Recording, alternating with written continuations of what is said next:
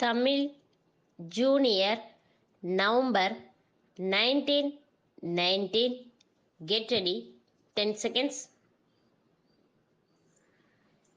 5 seconds. Start. நண்பர்களே, சமுதாய மேம்பாட்டு வார விழாவையொட்டி வானொலியில் உங்களிடம் பேசும் வாய்ப்பு கிடைத்தமை குறித்து மகிழ்ச்சி அடைகிறேன். நாட்டின் எதிர்காலம் கிராமங்களின் வளர்ச்சியை பொறுத்தே அமைந்துள்ளது.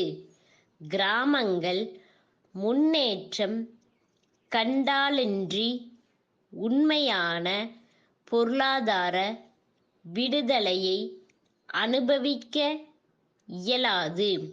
சிறு கிராமம் கூட தனது தேவைகளை பூர்த்தி செய்து கொள்கிற நிலைமை என்றைக்கு ஏற்பட்டு தன்னிறைவு பெறுகிறதோ அன்றைக்குத்தான் பொருளாதார விடுதலையை பெற்றதாக கருதலாம். காந்தியடிகள் கிராம ராஜ்யம் ஏற்பட வேண்டும் என்று வலியுறுத்தினார். நாடு முழுவதும் சமுதாய மேம்பாட்டு திட்டம் துவக்கப்பட்டு இன்றைக்கு ஆண்டுகள் பல ஆகியும் இன்னமும் காந்திஜி அன்றைக்கு கண்ட கனவு நிறைவேறவில்லை. அரசியல் விடுதலை பெற்ற நாம் இன்னமும் பொருளாதார அடிப்படையில் விடுதலையை பெறவில்லை என்றே சொல்ல வேண்டும். எனவே கிராம முன்னேற்றத்திற்கு உதவிடும் சமுதாய மேம்பாட்டு திட்டத்தின் வேகம் போதாது என்பதை ஒப்புக் கொள்ளத்தான் வேண்டியிருக்கிறது. சமுதாய திட்ட பணிகளை தீவிரப்படுத்த காந்திஜி பிறந்த நாளான இன்று முதல் விழாவினை மாநிலம் முழுவதும் கொண்டாட ஏற்பாடு செய்யப்பட்டுள்ளது. மக்களிடையே அவர்களுக்கு உள்ள பிரச்சனைகளை உணர செய்வது, அவற்றுக்கு தீர்வு காணத்தக்க பணிகளில் அவர்களே முன்வந்து ஈடுபட செய்வது, கிராமப்புறங்களில் அனைத்து அபிவிருத்திகளை ஏற்படுத்தி கொள்ளும் வசதி வாய்ப்பு மற்றும் சக்தியை அவர்கள் அடைய செய்வதே இத்திட்டத்தின் அடிப்படை நோக்கமாகும்.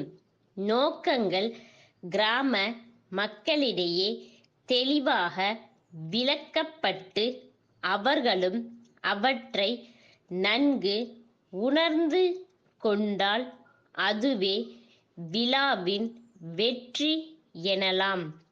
அந்த அடிப்படையில்தான் சமுதாய மேம்பாட்டு 4வது விழாவினை ஊராட்சி, ஒன்றியம், மாவட்டம், மாநிலம் ஆகிய 3 நிலைகளில் கொண்டாட அரசு முயற்சிக்கிறது. சமுதாய மறுமலர்ச்சிக்கு அடிப்படை ஊராட்சி மன்றங்கள், பள்ளிக்கூடங்கள் மற்றும் கூட்டுறவு சங்கங்களாகும். இவற்றை அநேகமாக நமது கிராமங்கள் எல்லாமே பெற்றுள்ளன. தமிழ்நாட்டின் பொருளாதாரம் வேளாண்மையை அடிப்படையாக கொண்டது. வேளாண்மை அபிவிருத்தியில்தான் கிராமங்கள் வளம் பெறும் என்ற அடிப்படையில்தான் அரசு பயிர் வளர்ச்சியில் அதிக ஆர்வம் காண்பித்து வருகிறது. பசுமை புரட்சியில் வெற்றி கண்டோம். அடுத்து மேம்பாட்டு வளர்ச்சி திட்டங்களை உருவாக்கி அவற்றில் முழுமையாக வெற்றி காண்பது மிக அவசியமாகும். அம்பேத்கர் நகரிலுள்ள மக்கள் பொதுநல மன்றத்தின் தலைவரிடமிருந்து செங்குன்றம் ஊராட்சி நிர்வாக அலுவலருக்கு 7/6/1990 தேதியிட்டு எழுதிய கடிதம். ஐயா, செங்குன்றம் ஊராட்சி எல்லையிலுள்ள நாங்கள் வசிக்கும் பகுதியான அம்பேத்கர் நகரில் சாலைகள் சரியான முறையில் பராமரிக்கப்படாததால் மிகவும் மோசமான நிலையிலிருக்கிறது. தெரு விளக்குகளும் சரியான முறையில் பராமரிக்கப்படாததால் இரவில் அந்த சாலைகளில் நடந்து செல்வதே கஷ்டமாக இருக்கிறது. குடிநீர் வசதியும் சரியாக செய்து தரப்படவில்லை.